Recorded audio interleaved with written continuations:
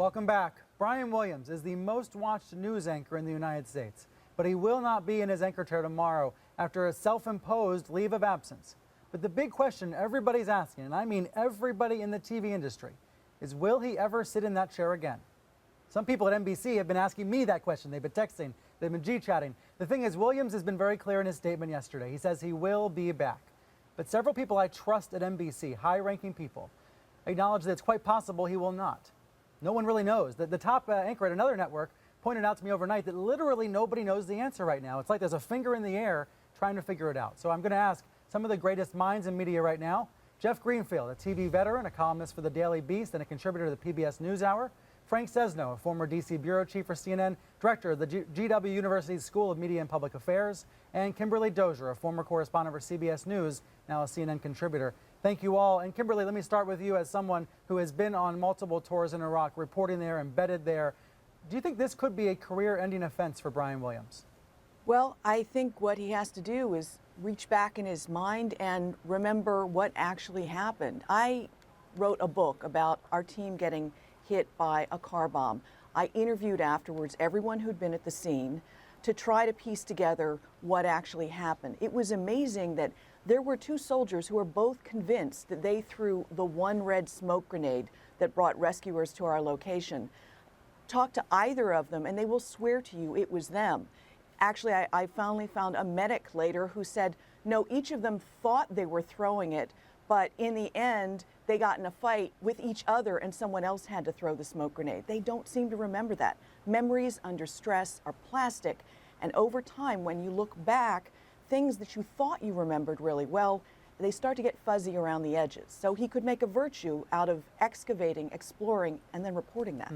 Earlier this week, I interviewed a pilot who said he was the one that had Brian Williams aboard his aircraft. Turned out he did not. So I know exactly what you're talking about there. And we have to be careful, I think, in reporting and in talking about this story. Jeff, do you think it's possible that Brian Williams innocently made a series of memory mistakes? I think it's possible, but what has struck me in this whole story is that one of the beliefs of people who really are hostile to mainstream media, that the wagons get circled and the elite protect their own, boy, has that not happened. This goes to the question of can he survive. I mean, you see things like the New Yorker magazine, sort of ground zero of coastal liberalism with almost savage satire on him. Maureen Dowd's column in the New York Times today has very tough things to say. And what has struck me about this is that with a few exceptions, Dan Rather, Joe Klein of Time magazine, there has not been any notion of giving Williams the benefit of the doubt. I'm not talking about places like the New York Post, which, you know, for whom Schadenfreude and something like this is a given. But, sure. but in the people you've talked to at the networks, legacy media, who don't seem to feel that there's any chance that there's a relatively okay explanation. I mean, what Kimberly Dozier said, and this is somebody who almost lost her life in combat, it's one of the few things you hear about this, the general belief or the general impression given even by the elite media is this guy's a fabulist at best. And that, I think, is what he has to overcome if he's to survive. You mentioned Joe Klein. Let me read from his column that he wrote a couple of days ago. He said, I find the phenomenon of the Schadenfreude circus that has erupted yet again to be overwrought and unnecessarily brutal. He went on to say, and the judgments about whether Williams should be fired from pundits who never saw the inside of a Chinook helicopter, he finds those self-righteous and gagging. I do wonder, Frank, and I want to go to you on this, none of us are individually carrying pitchforks, but is it possible that simply the collective amount of saturation coverage of this causes a bunch of pitchforks to be up in the air? Well, here you are 33 minutes into your broadcast, and this is what you've been doing. And this is taking place on other networks, and it's taking place across the internet. That is the world we live in.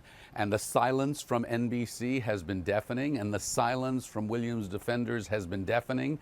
And the investigation, whatever it is and whatever shape it takes from NBC, and from all the bloggers and all the others who are already investigating Brian Williams, are going to be investigating for other places where he has misspoken or exaggerated, not for other places where he's done great journalism.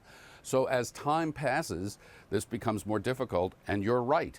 This big, giant media maw out there is at work now, and we see it with politicians. We see it with people in the entertainment industry. We see it with people in sports and elsewhere. When there is a big outsized personality and something comes along that counters the prevailing narrative and is a surprise or a scandal or something, people jump on, and then it becomes, it takes on a dynamic all its own. Kim, I have about 30 seconds left. Is this the natural outcome of a star-making television system that has to build its anchors up to be more than mere reporters, but stars and celebrities? Well, I think it's the natural outcome of having gone through something fairly traumatic and then retelling it over the years, and it changes, and then getting caught out. Remember, Hillary Clinton had a similar experience when she said that she was fired on when she landed in Bosnia, and then CBS News pulled out the video and proved that wasn't true. Well, who's to say that's not how she remembered it? Stress does funny things. This is what Brian Williams now has to figure out and really share with all of us before he can go on.